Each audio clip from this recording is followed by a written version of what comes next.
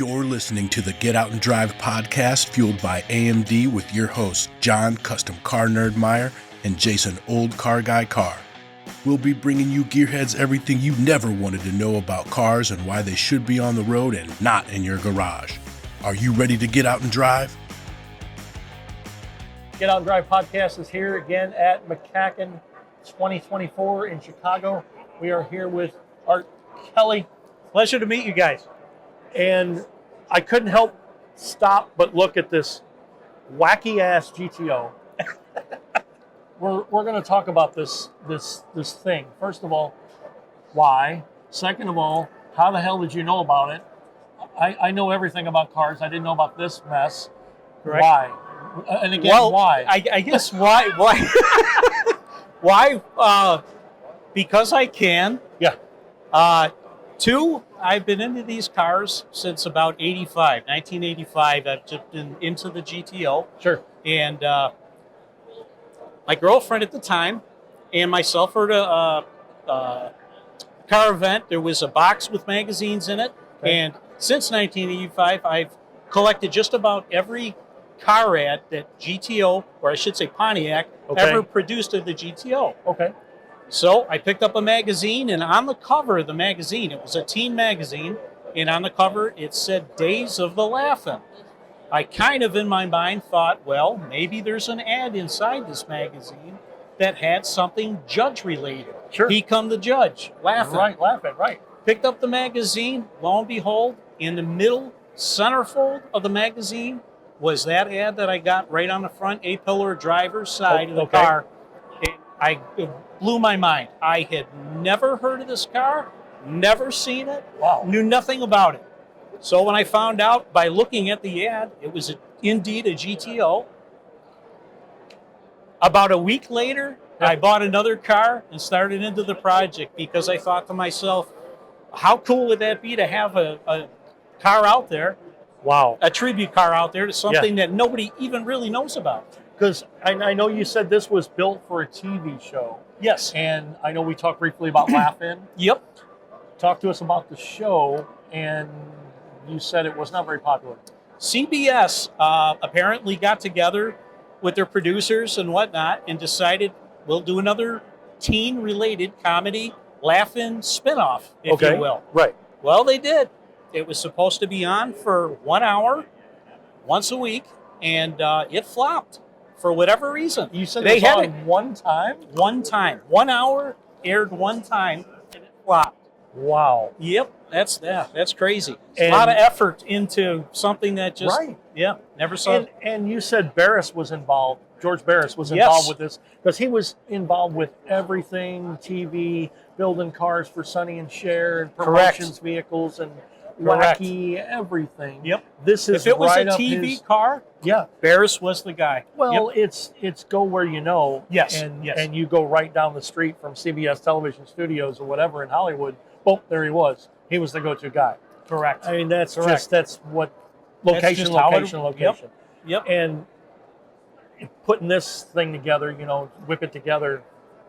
That's what he did. Anything to make money on a weekend. CBS contacted Barris Studios. I don't have the dates and whatnot, but when they contacted Barris Studios and, of course, talked to George, they basically told them, we need a cartoon cop car for this new program that we're going to try and see what happens with. What sort of craziness can you come up with? Exactly.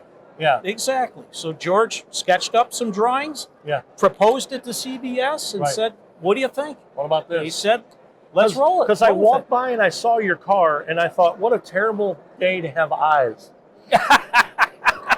So true. Yeah. Can I get you some aspirin? Oh, my God. Here's your reminder to support the companies that support your right to get out and drive. Racing Junk has been a longtime supporter of our podcast. You may have seen us podcasting live from the Racing Junk booth at SEMA and PRI. Racing Junk is the world's #1 racing and performance marketplace. You just can't beat their free classifieds filled with cars, parts, antiques, trailers, and more. Be sure to speed over to racingjunk.com to find those parts you've been looking for, or to list the stuff that's taking up space in your garage for free. What drives you?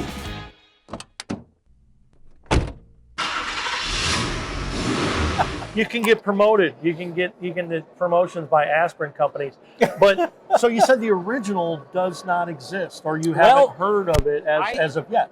That's correct. I know nothing about the original or what happened to it, but indeed in the same Teen Magazine 68 September issue, in the back of the magazine, there was another ad of the same car, and it was a sweepstakes. They give it away? Car giveaway.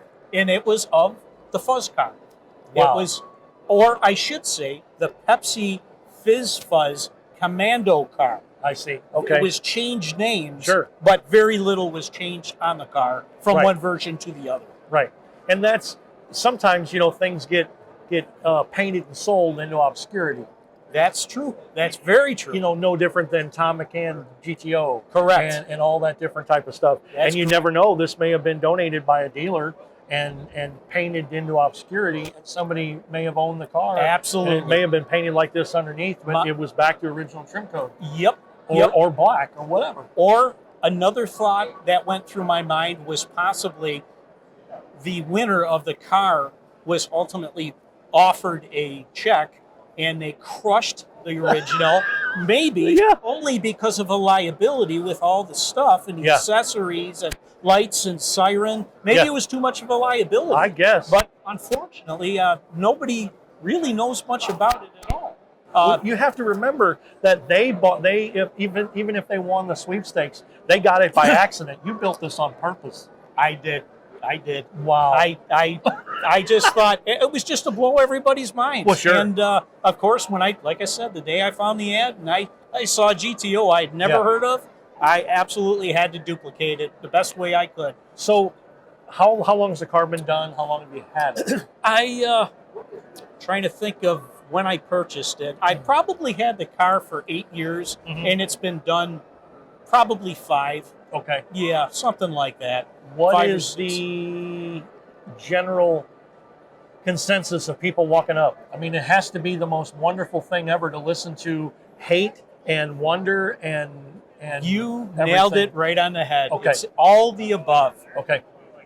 I think initially when people see it, they say, my God, that is the ugliest GTO I have ever seen. Until they realize that I show them the original pictures, that this was not my idea, and it indeed did exist. Right.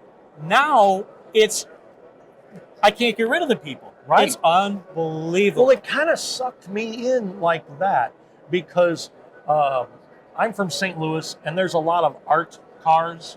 People gluing Hot Wheels and marbles and Barbies to Lincolns and Cadillacs and all that jazz. Correct. And I first walked up and I thought I expected that's what this was. And scratch the surface and speak to the owner, a little deeper, and I realized that this does have a little bit of history. It does. It does. The whole car culture TV thing it's just a cool thing. And what way to give Mr. George Barris a tribute, or as a matter of fact, I did tell George halfway into the project. It just ironically happened that the Grand National Roadster Show was proposed to me from some friends. They asked me if I was interested in joining them. So I did. That's and one of cool. the stops was Barris Studios. Wow. And it blew my mind because what better place to stop is the original place that the car came from. The real one came out of. Yep. Right. That is absolutely incredible. And I have no words. You are a person that has big brass ones to do this. This is one of the stupidest interviews I've ever done, and it is awesome. A little bit too much time on my hands, I guess. It is absolutely awesome. Well, thank you for taking out some time. It's been a pleasure. McCacken 2024. Thank you very much. Speed over to our friends at racingjunk.com and place your free classified ad on the world's #1 racing and performance marketplace. Cruise on over to our website, getoutanddrive.com, for all the info you never wanted to know about our podcast.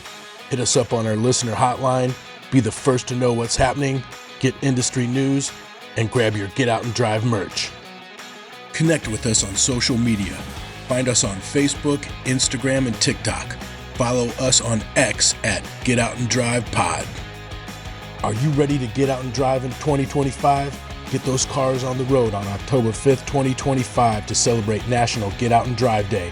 Visit nationalgetoutanddriveday.com for more info. What drives you?